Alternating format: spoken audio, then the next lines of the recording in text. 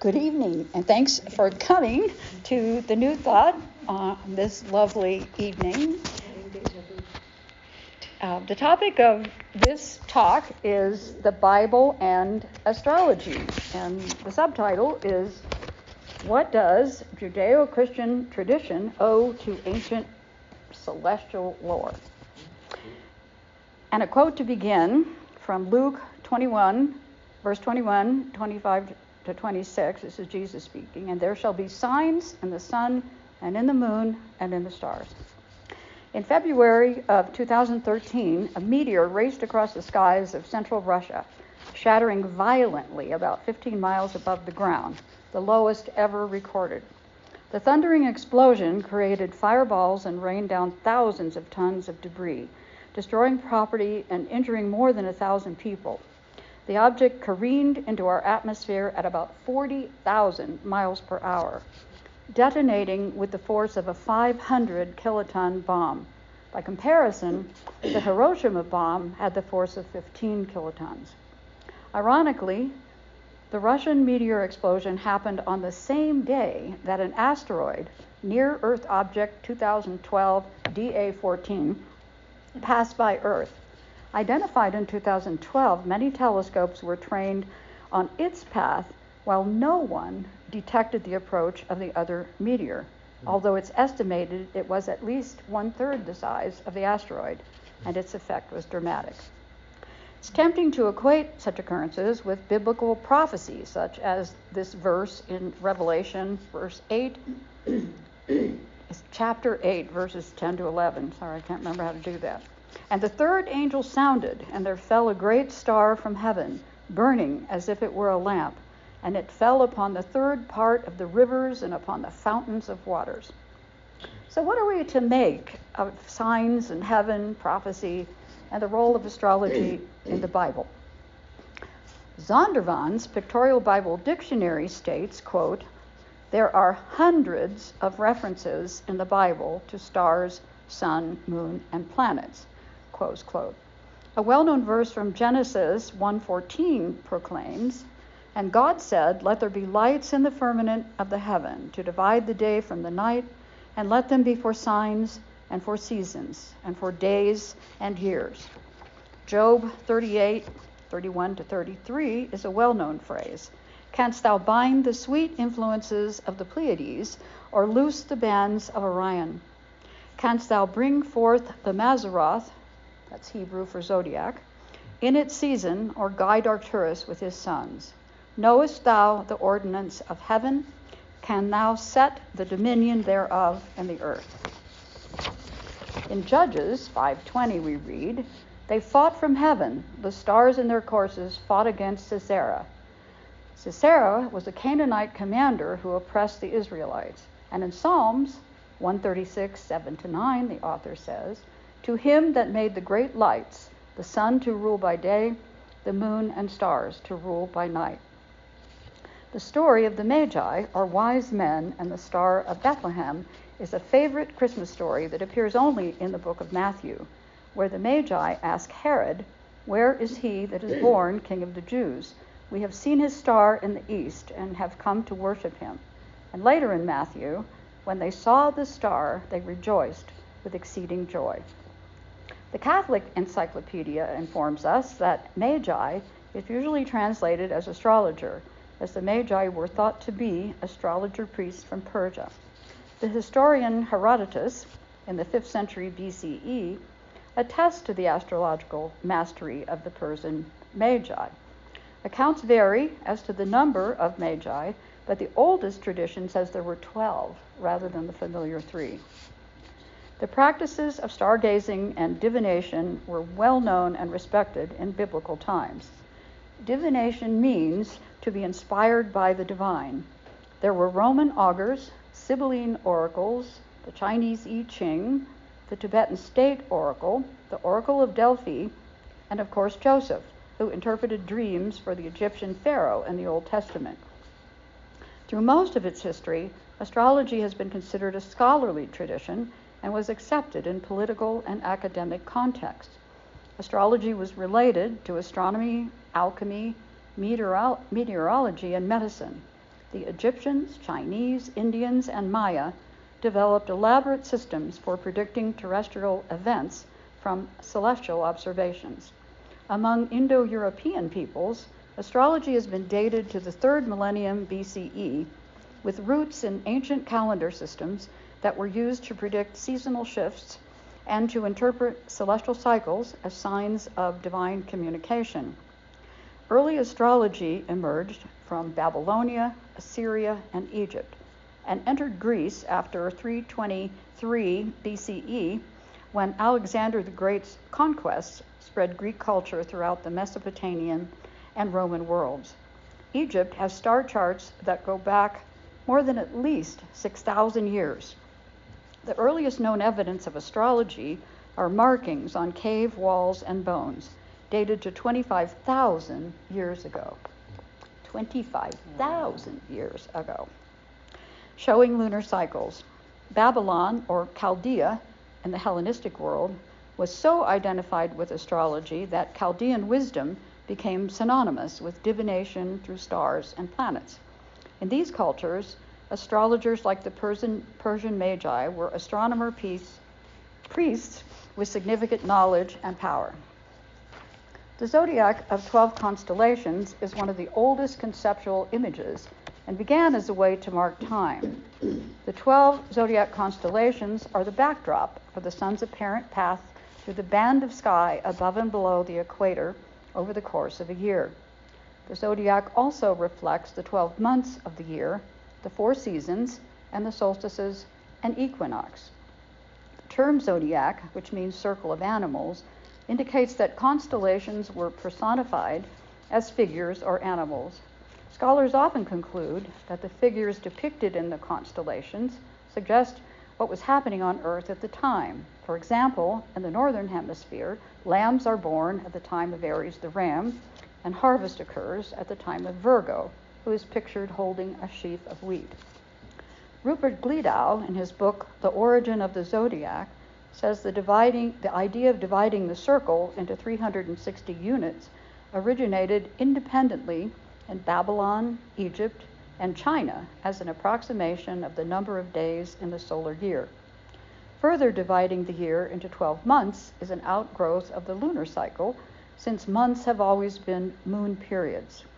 Albert Churchward, in The Signs and Symbols of Primordial Man, states, "The division is in 12 parts. The 12 signs of the zodiac, 12 tribes of Israel, 12 gates of heaven mentioned in Revelation, and 12 entrances or portals to be passed through in the Great Pyramid, before finally reaching the highest degree. There were 12 apostles and the 12 original and perfect points in Masonry." Revelation 21:12 states that the New Jerusalem had a wall great and high with 12 gates, and at the gates 12 angels and names written thereon, which are the names of the 12 tribes of the children of Israel. The origin of the 12 birthstones also comes from Revelation 21:19-21, and is rooted in the 12 colored stones in the breastplate of the high priest of ancient Israel, as recorded in the book of Exodus. The breastplate is sometimes called the breastplate of judgment because the Urim and Thummim, which were used for divination, were placed inside. Although the books of Deuteronomy and Leviticus condemn divination, Exodus 28 gives Urim and Thummim to the priestly class to divine the will of Yahweh. In the first book of Ezekiel, he has a vision that describes 4 living creatures above the wheels of the chariot. Quote, "The 4 had the face of a man and the face of a lion on the right side, and the 4 had the face of an ox on the left side, and also the face of an eagle." That's a confusing description, to be sure, but these symbols can be compared to the 4 fixed signs of astrology: Leo the lion, Aquarius the man with a water pitcher, the calf is Taurus the bull, and the eagle is one of the symbols of Scorpio. There are many references to the idea of an age in the Bible that seem related to astrology. For example, in Matthew 28:20, Jesus tells his disciples, "I will be with you even to the end of the world." The Greek word aeon is translated in the King James Version as world, but the actual meaning of the word is age. The period of roughly 2,160 years required for the backward motion called precession of the equinoxes causes the sun to move through one zodiacal constellation, and this is called an age, and was named for the constellation in which the sun rose as it crossed the equator at spring equinox in the northern hemisphere. So we're out of the age of Pisces and into the age of Aquarius. Approximately 6,000 years ago was the age of Taurus, the bull, age of Aries, the ram followed, and then the age of Pisces, the fishes, about 2,000 years ago. So we're at the end of that age, that aeon, and at the dawning of the age of Aquarius, the water bearer. When Jesus' disciples asked him where the next Passover would be, in Luke 22:10, he replied, "A man will meet you carrying an earthen pitcher of water. Follow him into the house where he goes in." This has been interpreted as the natural sequence of procession, where Aquarius, the water bearer, will follow Pisces, the fish. Understood in this way, Jesus reigns as the Son of God for an age that will end as the age of Aquarius begins. During these ages, religious icons took the form of the appropriate celestial symbol.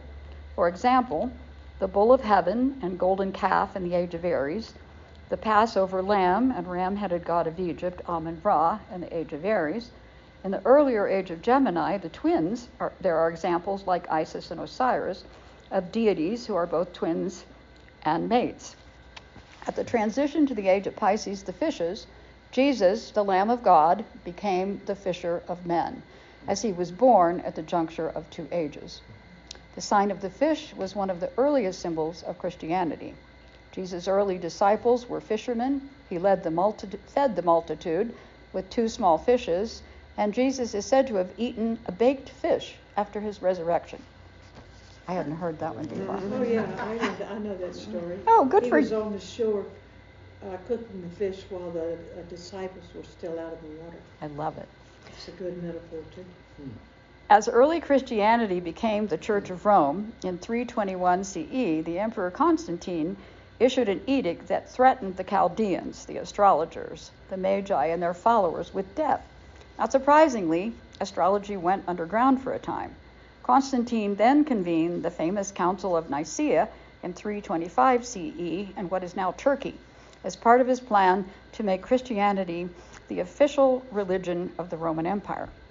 Among the subjects debated and decided was the divinity of Jesus, making him a son of God, which put him on a par with the pagan gods and made Christianity more attractive to pagan converts.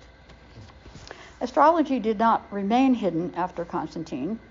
Ptolemy's work, Tetrabylos, written in the 2nd century, became the basis of the Western astrological tradition.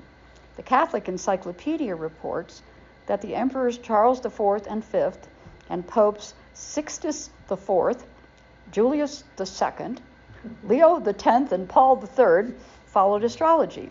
In fact, papal and imperial court ambassadors were not received until the court astrologer had been consulted. Lucius Garricus, who published a number of treatises, was the court astrologer of Popes Leo X and Clement VII. Men of the Renaissance, including Nicholas Copernicus, who observed that the Earth orbited the Sun, asserted that astronomical research was valuable only to the degree that it advanced the discipline of astrology. The powerful Medici family of Florence produced 4 popes. Catherine de' Medici, who married a French king and wielded enormous power as regent for her son Charles IX, popularized astrology in France. She built an observatory near Paris, and her court astrologer was none other than the celebrated Michel de Notre Dame, or as we know him, Nostradamus. He published his work on astrology in 1555, and it is still considered authoritative. In Hebrew, astrology was called Hokmat ha-Nisayon, the wisdom of prognostication, in distinction to Hokmat ma-Hizayon, the wisdom of star-seeing or astronomy. The Jewish Talmud identified the 12 zodiac constellations with the 12 months of the Hebrew calendar, and astrology became prominent in some books of Kabbalah. Although on the surface, Jewish tradition discredits astrology, the zodiac has appeared as a central motif in at least 6 synagogues dating to early centuries after the destruction of the temple. That has led scholars to imagine that the Jerusalem temple was decorated in a similar way, where the temple was seen to represent the cosmos. This stellar theme was discussed by the historians Josephus and Philo of Alexandria, and the idea is being confirmed by new discoveries in the field of biblical archaeology. At the beginning of the 17th century, great scientists like Tycho Brahe, Galileo Galilei, Johannes Kepler, and Pierre Gassendi, who are now remembered for their roles in the development of modern physics and astronomy, all held astrology in high esteem. Astrologer William Lilly's comprehensive book entitled Christian Astrology was published in 1647 in 3 separate volumes. It is considered one of the classic texts of traditional astrology from the Middle Ages and has never gone out of print. Wow. At the end of the 17th century, scientific concepts in astronomy and physics, such as heliocentrism and Newtonian mechanics, caused a growing division between the emerging science of astronomy and its mother discipline, astrology. Likewise, the divide between science and religion widened. But today, quantum physicists seem to speak like metaphysicians. In our time, psychoanalysts like Carl Jung caused a popular revival of astrology with a more psychological approach. And in our time, there is a tremendous resurgence in astrology among young people in their 20s and 30s. Astrology, the church, and the Bible have a relationship that has shifted over centuries. Likewise, science and religion often seem at odds as we witness the ongoing debate over evolution and creationism. The struggle between facts and faith, measure and meaning continues to this day. One aspect of the conflict between the Bible and astrology is the literal interpretation of biblical texts. There is also a religious premise of an external creator who exists apart from creation and must be worshipped with priests acting as intermediaries. Ironically, early followers of Jesus, whom we now call Gnostics, believed that every person had both the right and responsibility to develop their own relationship with the divine, without intermediaries who expected to be paid. Other belief systems like Buddhism, Hinduism, and certain indigenous traditions do not see creation as existing apart from a creator. Rather, the universe itself is seen as a divine and conscious being, and reverence for its cycles and expressions is honoring of the sacred whole. This view perceives that every phase and function of the universal body has a correspondence in humans, as above, so below. To the ancients, the study of the stars was a sacred science, for they saw in the movements of the celestial bodies the ever-present activity of the infinite parent. In my research, I actually didn't find negative comments in the Bible about astrology itself. Rather, the fault was with practitioners who might be viewed as untrustworthy. That change could be leveled in any occupation, as sadly there will always be people who misuse their knowledge. To quote Cassius in Shakespeare's Julius Caesar, "The fault, dear Brutus, is not in our stars, but in ourselves." Astrology, not unlike the Bible, is an aspect of perennial wisdom that seems to wax and wane in favor over periods of history. This might even have been foreseen by astrology. After all, if there had never been any demonstrated effective application, astrology would not have developed in the first place, let alone persisted and thrived for at least 6 millennia, still informing and inspiring many great minds. It seems that in modern times, the church and clergy have taken the place of astrologers for Christians, and it is now the church in the name of God that holds the power to direct its believers. It seems to me that if a tradition that is thousands of years old holds a powerful piece of the truth, and that tradition should be respected and investigated and not cast aside as mere superstition. The universe continues to unveil and reveal itself, and the treasures of ancient wisdom have been guarding secrets and pointing the way for a very long time.